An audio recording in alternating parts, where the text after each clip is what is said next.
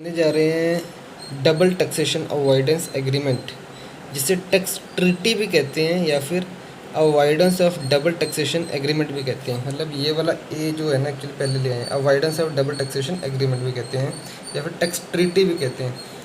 मतलब होता है क्या, देखो सेक्शन 90 से 91 के बारे में उसकी बातें की हैं। होता है क्या है एक्चुअली, जब भी हम बाहर ट्रांजेक्शन करते हैं तो चांसेस क्या होता है कि दो जगह टैक्स लग जाए, इंडिया में भी लग जाए और फॉरेन में भी लग जाए। तो हम कई देशों के साथ हमारा एग्रीमेंट है कि डबल टैक्स नहीं लगना चाहिए भैया, ठीक है। तो उसके लिए दो मेथड होते हैं, tax exemption, tax credit method.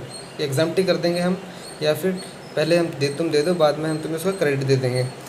या फिर कई देशों के साथ हमारा एग्रीमेंट होता ही नहीं है, तो उनकी एग्रीमेंट नहीं, जैसे 110 कंट्रीज आ जाती हैं जिनके साथ हमारा एग्रीमेंट है ही नहीं, डबल टैक्सेशन अवॉइडेंस एग्रीमेंट नहीं है। तो उस केस में क्या करेंगे वो सेक्शन 91 में बताया है, और सेक्शन 90 में बताया है कि अगर फॉरेन कंट्री से 90 कंट्री जिनके साथ हमारा एग्रीमेंट है तो उस केस में क्या रूल फॉलो करेंगे, क्या होगा, वो सेक्शन 90 में आते हैं। सेक्शन 90 है, 91 है, 92 है, 93 है, 94 है, और सिर्फ सेक्शन 91 है, मतलब जहाँ पर कैलकुलेशन, जहाँ पर हमारा एग्रीमेंट नहीं है।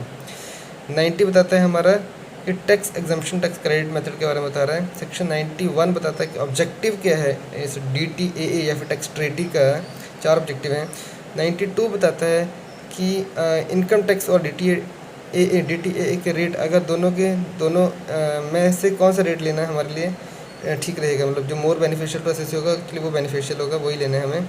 93 हमें बताता है, ये कहता है कि डिफाइन टर्म, कोई टर्म डिफाइन नहीं हुई थी लेकिन यूज़ हुई थी पहले इस DTAA के अंदर, तो जब से यूज़ कर लिया ना, उसको डिफाइन चाहे बाद में ही हुई है लेकिन पहले यूज़ कर रहे थे ना, तो जब से यूज़ कर रहे थे तभी से एप्लीकेबल मानी जाएगी वो, ऐसे सरकार कहती है। ऐसे हम नहीं कहते, सरकार कहती है कि जब से वो यूज़ होना शुरू होगी ना, हम मान लेंगे तब से वो चल रही है। फिर 94 में रेजिडेंट सर्टिफिकेट की बात हुई है कि एक कंट्री से दूसरी कंट्री में ले जा के, जहाँ पर टैक्स रेट कम है वहाँ से ले जाके वो बिज़नेस करना शुरू करते हैं टैक्स बचाने के चक्कर में, तो अगर कर लो लेकिन रेजिडेंट सर्टिफिकेट होना चाहिए उस कंट्री का, ठीक है। चलो हम डिटेल में थोड़ा पढ़ लेते हैं इसको। पहले आते हैं सेक्शन, ये हमने बातें की हैं कि एक इंडिया है, एग्रीमेंट है कि डबल टैक्स ना लगे। सेक्शन 90 में बातें होंगी। फॉरेन कंट्री 90 ऐसे कंट्री हैं, और जहाँ पर एग्रीमेंट नहीं है सेक्शन 91 है। ऐसे फॉरेन कंट्रीज ऐसे 110 कंट्रीज हैं आज। सेक्शन 90 की बातें करते हैं। एक बंदा है, गुड्स एंड ट्रांसफर सेल कर रहा है और इनकम आ रही है इसको, फॉरेन कंट्री जिसमें इंडिया का एग्रीमेंट है, तो वहाँ पर जो रिलीफ मिलेगा ना, उसको वो बायलेटरल रिलीफ कहते हैं, क्योंकि बायलेटरल एग्रीमेंट है ना दोनों देशों का। तो बायलेटरल रिलीफ मिलेगा, कैसे मिलेगा, दो मेथड है बायलेटरल रिलीफ के, दो मेथड हैं बायलेटरल रिलीफ के, दो मेथड है। कौन से, एक है टैक्स एग्जम्पशन मेथड और एक है tax credit method. Tax exemption method है कि इंडिया अपना टैक्स एग्जम्प्ट कर देगी, और टैक्स क्रेडिट मेथड के इंडिया जो है फॉरेन वाले टैक्स का क्रेडिट दे देगी। एक्चुअली मेथड कैलकुलेट करेंगे हम कि कितना क्रेडिट मिलना चाहिए उसको, हम कैलकुलेट करेंगे कि कितना क्रेडिट उसको मिलना चाहिए, जो डबल टैक्स उसको लग गया है, कितना डबल टैक्स लग गया है उसको, उतना हम उसको क्रेडिट दे देंगे। समझ गए। चलो आगे आ जाओ भैया, आगे आते हैं हम 91 पर आ जाते हैं, जो कि डेफिनेशन है, ऑब्जेक्टिव है। देर आर 4 सबसेक्शंस, ठीक है। 91, 92, 93, 94। 91 के कहते हैं ऑब्जेक्टिव्स ऑफ DTAA या टैक्स ट्रीटी का ऑब्जेक्टिव क्या है। ऑब्जेक्टिव क्या क्या है, relieve from the double tax, ये तो पहले ऑब्वियस सी बात है। टैक्स क्रेडिट यानी relieve from the double tax, इसे टैक्स क्रेडिट कहते हैं। Avoidance of the double tax, tax exemption कहते हैं, डबल टैक्स लगना ही नहीं चाहिए, अवॉइड ही कर देना उसको कहते हैं टैक्स एग्जम्पशन। अवॉइडेंस मतलब टैक्स एग्जम्पशन, रिलीफ मिलना मतलब क्रेडिट देना, है ना। रिलीफ मतलब क्या होता है, लग गया यार, मुझे रिलीफ दे दे प्लीज़, तो क्रेडिट दे देंगे। अवॉइडेंस, अवॉइड ही कर देना, तो कहते हैं क्रेडिट, उसको टैक्स एग्जम्प्ट ही कर देना। तीसरा है, फिर तीसरा क्या है, देखो ध्यान से देखो, exchange of information, TIEA, tax information exchange agreement. तो ये इंफॉर्मेशन एक्सचेंज का है, ये एक्चुअली ऑब्जेक्टिव, मतलब ये हमारा ये भी है कि हम इंफॉर्मेशन एक्सचेंज होते रहे दूसरी कंट्रीज़ के साथ। Exchange of information, Swiss bank में इतना अकाउंट है तो इंडिया की जाती है, उसका अकाउंट इंफॉर्मेशन एक्सचेंज हो जाए हमारे साथ, ठीक है। तो एग्रीमेंट होगा तो हम इंफॉर्मेशन एक्सचेंज कर सकते हैं। वो चौथा क्या है, recovery of income tax, recovery of income tax, ये हमारा ऑब्जेक्टिव है, ठीक है। रिलीफ मिलना, रिलीफ देना, या फिर अवॉइड कर देना, या फिर एक्सचेंज ऑफ इंफॉर्मेशन होना, या फिर recovery of the income tax, ठीक है। इनकम टैक्स जो है वो नहीं दे रहे हो, उसकी रिकवरी करना, ये भी हमारा इसमें एक ऑब्जेक्टिव है, ठीक है। इसका इस DTAA का, डबल टैक्सेशन अवॉइडेंस एग्रीमेंट। ऐसा नहीं है कि फिर रिकवरी कैसे करनी है वो भी हम, ये हमारा ऑब्जेक्टिव है। अब जो 92 पर, अगर एक ट्रांजेक्शन इनकम टैक्स में भी है और DTA में भी है, ठीक है, एक ट्रांजेक्शन जो है वो इनकम टैक्स में भी है और DTA में भी है, तो मैक्सिमम जो मोर बेनिफिशियल टू एसएससी होगी ना, वो वाली ट्रांजेक्शन जो है प्रिवेल करेगी हमेशा ही। अगर दोनों के रूल रेट, मान लो दोनों के रेट सेम है, तो DTA विल प्रिवेल, क्योंकि DTA में जो होता है that income is not increase by the surcharge और सेस। लेकिन इनकम टैक्स में क्या होता है, सरचार्ज और टैक्स लगता है ना, लेकिन DTA में नहीं होता है, ठीक है। तो इसलिए वो मोर बेनिफिशियल बन जाती है। अगर सेम रेट भी हैं तो भी DTA की ट्रांजेक्शन प्रिवेल होती है हमेशा, क्योंकि उस पर सरचार्ज और सेस नहीं होता है। और अदरवाइज़ अगर DTA में भी ट्रांजेक्शन की वैल्यू दे रखी है और एक इनकम टैक्स के हिसाब से कैलकुलेट हो रहा है, तो जो मोर बेनिफिशियल होगी ना वो हमेशा लेते हैं, हमेशा तो more beneficial to home SSC. 93 पे आ जाते हैं। 93 क्या कहता है कि देखो एक आदमी गुड्स एंड सर्विसेज बेच रहा है और साथ में कुछ इनकम आ रही है उसको, और ये फॉरेन कंट्री का बेच रहा है। DTAA, इसमें एक टर्म थी, मान लो कमीशन, जैसे कमीशन जो टर्म एक्चुअली 20/8/2016 को आई थी, लेकिन 2016 को बाद में डिफ़ाइन किए, लेकिन उस समय 1/4/1990 को ट्रांजैक्शन हुई है, मान लो, ठीक है, 1/4/1990 को ट्रांजैक्शन हुई है और उसमें कमीशन वर्ड यूज़ किए हैं, कमीशन टर्म यूज़ किया है। देखो, रॉयल्टी, इंटरेस्ट और कमीशन। रॉयल्टी और इंटरेस्ट तो टर्म यूज्ड एंड डिफाइंड, पहले से चल रही थी, वो डिफाइन थी और यूज़ कर रहे थे उसको, ठीक है। लेकिन कमीशन जो टर्म थी, इट वाज नॉट डिफाइंड, लेकिन उसको यूज़ कर रहे थे हम, टर्मिनली यूज़ कर रहे थे, लेकिन उसको डिफाइन कब किया, 20/8/2016। तो सरकार क्या कहती है, अगर कोई ऐसे टर्म है, कमीशन जैसे कोई ऐसे टर्म है जिसको पहले डिफाइन नहीं किया गया था लेकिन यूज़ हो रही थी, तो बेटा जब से वो यूज़ हो रही थी ना, जैसे 1990 से यहाँ यूज़ हो रही है, तो 1990 से जब से वो यूज़ हो रही थी तब से ही मान लेंगे कि वो अप्लीकेबल है।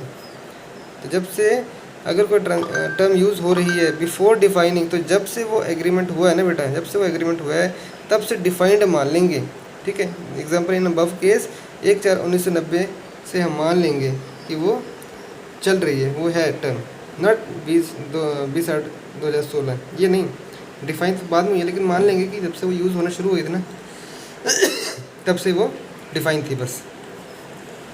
आगे आ जो 94 पर। 94 क्या कहता है, एक इंडिया है, ठीक है, ये USA के साथ भी ट्रांजेक्शन कर रहा है, जापान के साथ भी कर रहा है। यहाँ पर कुछ गुड्स सर्विस बेचता है, इनकम आती है, यहाँ भी गुड्स सर्विस बेचता है, इनकम आती है। यहाँ पर भी DTA है, यहाँ पर DTA है। यहाँ पर मान लो रॉयल्टी 10% है और इनकम टैक्स है 20%। तो जो मोर बेनिफिशियल कौन सा है, DTA के हिसाब से, इनकम टैक्स के हिसाब से कौन सा मोर बेनिफिशियल रेट है, तो वो है 10%। तो 10% यहाँ प्रिवेल होगा, ठीक है। यहाँ पर DTA जापान के साथ है, यहाँ पर इनकम टैक्स के हिसाब से 20% रेट है और रॉयल्टी है यहाँ पर 30%। तो ये DTA के हिसाब से रॉयल्टी 30%, तो कौन सा बेनिफिशियल होगा, जो भी प्रिवेल होगा, जो मोर बेनिफिशियल टू एसएससी है, 230 में से 20% प्रिवेल होगा, तो 20% लगेगा।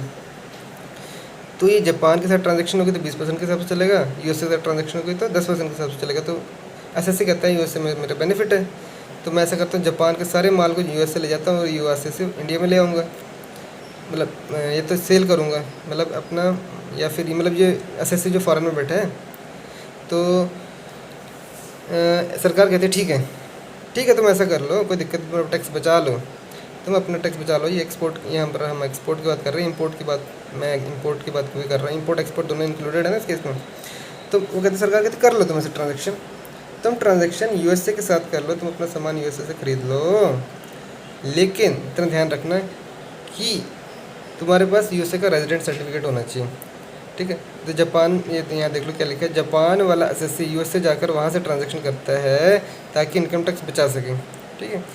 तो गवर्नमेंट कहती है ठीक है USA से कर लो, लेकिन USA वाला रेट जो है 10% वाला, वो तभी एप्लीकेबल होगा ना जब आपके पास USA का रेजिडेंट सर्टिफिकेट होगा। जब आपके पास दूसरी कंट्री का रेजिडेंट सर्टिफिकेट होगा ना, तभी आपके लिए ये रेट एप्लीकेबल होगा। नहीं तो हम मान लेंगे कि जापान वाले रेट मान लेंगे, क्योंकि अब एक्चुअली जापान के ही साथ ही ट्रांजेक्शन हो रही है, तुम तो उसको जापान वाले को तुम US से ले जा रहे हो और वहाँ से तुम खरीद रहे फिर से, तो वो तो भैया ऐसा हम नहीं मानेंगे, फिर हम जापान वाला रेट मानेंगे, क्योंकि तुम सिर्फ टैक्स बचाने के लिए हम पहचान लिया। सरकार कहती है आप पहचान रहे हैं, तुम क्यों कर रहे हो, हम पकड़ रहे हैं तुम्हें कि तुम क्यों कर रहे हो। तो इस केस में बेटा तुम्हारा जापान वाला रेट एप्लीकेबल हो जाएगा, USA वाला नहीं होगा। हाँ, अगर तुम्हारे पास सर्टिफिकेट है इस कंट्री का रेजिडेंट सर्टिफिकेट तो कर लो। अब आगे 91 कहते हैं सर्टेन, ये क्या लिखा है, कंडीशंस क्या लिखा है देख लीजिए, countries where no agreement exist. तो ऐसी कंट्रीज़ के साथ जहाँ एग्रीमेंट नहीं होता है वहाँ पर DTAA यानी डबल टैक्सेशन अवॉइडेंस एग्रीमेंट नहीं है, वहाँ पर क्या होगा, वहाँ पर क्या होगा जब वहाँ पर ट्रांजेक्शन होगी तो बेटा वहाँ पर भी हमें क्या करना है, इनकम तो निकालनी है ना, वहाँ पर भी हमें कुछ ना कुछ SSC को कुछ बेनिफिट देना ही देना है। तो कैसे देंगे वो बेनिफिट, तो बेटा वो कहते हैं कि स्टेप्स हैं, ऐसे तुम निकालना है, ऐसे करके तुम ये डबल इनकम निकालना है, डबल इनकम निकालना है और इसके ऊपर टैक्स निकालना है, वो हम माफ़ कर देंगे। पहला स्टेप, इनकम जिस पर डबल टैक्स लग रहा है उसको निकाल लो। निकाल सकते हैं ऐसी इनकम जिस पर डबल टैक्स लग रहा है, हाँ निकाल सकते हैं सर, निकाल लो। दूसरा, फॉरेन कंट्री में कितना टैक्स पे किया वो निकाल सकते हैं, हाँ वो तो ऑब्वियसली बात है हमारे पास होगा। फॉरेन कंट्री में कितना टैक्स पे किया हम निकाल सकते हैं, हाँ सर निकाल सकते हैं। अब देखो तुमने इंडिया में कितना टैक्स, इंडिया में कितना टैक्स लग रहा है वो निकालना है। वो कैसे निकालोगे, पहले तो निकालो तुम फॉरेन इनकम प्लस इंडिया की इनकम, उनको मर्ज कर दो। फॉरेन में तुम्हारी इनकम इतनी हुई है, इंडिया में तुम्हारी इतनी इतनी इनकम हुई, टोटल इनकम निकाल लो। ठीक है भैया, निकाल ली हमने। स्टेप 4 पर आ जाओ फिर, टोटल इनकम पर टैक्स निकाल लो। टोटल इनकम पे निकालो टैक्स, हाँ निकालो, इंक्लूडिंग सरचार्ज और हेल्थ एंड एजुकेशन सेस, इनको इंक्लूड करके टोटल इनकम पर टैक्स निकाल लो। अच्छा भैया ठीक है, फॉरेन इनकम इंडिया की इनकम ऐड कर दी और उसके ऊपर मैंने टैक्स निकाल लिया। ठीक है, निकाल लिया टैक्स मैंने। अब देखो, tax liability on double taxable income in India कैसे निकालेंगे, टैक्स लायबिलिटी यानी इंडिया में कितना टैक्स होगा वो कैसे निकालोगे, that is called total tax in India. Total tax India में कितना दिया पता तुम्हें, आप पता है भैया, divided by total tax in India divided by total income in India. Total income India निकाल लिए, हाँ निकाल लिए, into double tax income, into double tax income कितनी हुई है मेरी वो भी पता है मुझे, हाँ पता है मुझे, डबल टैक्स इनकम पता है मुझे, इनकम जिस पर डबल टैक्स लगा वो है। तो अगर तुम ऐसा करोगे, total tax in India divided by total income in India into double tax income, तुम्हारी डबल टैक्स जो होगी, तो टैक्स लायबिलिटी उन्हें डबल टैक्स इनकम निकल के आ जाएगी। उसके बाद तुम्हारा जो इंडिया में लायबिलिटी निकल के आ गई, फॉरेन में तुम इतना टैक्स पे किया, इंडिया में इतना टैक्स पे करोगे, करने वाले हो। तो स्टेप 2 माइनस स्टेप 5 कर देना। स्टेप 2 में से एंड स्टेप 5 में से जो भी कम है उसका रिलीफ तुम्हें मिल जाएगा। स्टेप 2 यानी फॉरेन कंट्री में कितना टैक्स पे किया है और इंडिया में तुम्हारा कितना टैक्स बन रहा है, इसमें जो भी कम होगा ना, जो भी कम होगा उसका हम तुम्हें रिलीफ दे देंगे, माइनस नहीं करना सॉरी, इसमें से जो भी कम होगा उसको हम तुम्हें रिलीफ दे देंगे। यानी एक इनकम पर फॉरेन में कितना टैक्स पे किया है और इंडिया में कितना टैक्स पे किया, जो कम होगा उसका रिलीफ तुम्हें मिल जाएगा भाई। और कैलकुलेट करने के लिए फार्मूला तुम्हें बता दिया है, तो टोटल इनकम निकाल लो, इंडिया की भी फॉरेन की भी। ठीक है, टोटल इनकम पर टैक्स निकाल लो, including surcharge, health education cess और टैक्स लायबिलिटी निकाल लो, इंडिया के अंदर कितनी बनती है तुम्हारी, इस और इसमें जो भी कम होगा वो तुम्हें दे देंगे। ठीक है, इंडिया में टैक्स की लायबिलिटी कितनी बनती है वो देखो जरा, फॉरेन में इतनी बन रही थी, इंडिया में कितनी बन रही है, इंडिया में कितना टैक्स पे करने वाले हो वो तुम्हें हम इस मेथड से निकालना है। Total tax in India divided total income in India into double tax income, इसको करके निकाल लो। ठीक है, और जो भी तुम्हारे इसमें से कम निकलेगी स्टेप 2 और 5 में से, वो उसका हम रिलीफ में दे देंगे। समझ गए, ख़त्म हो गया।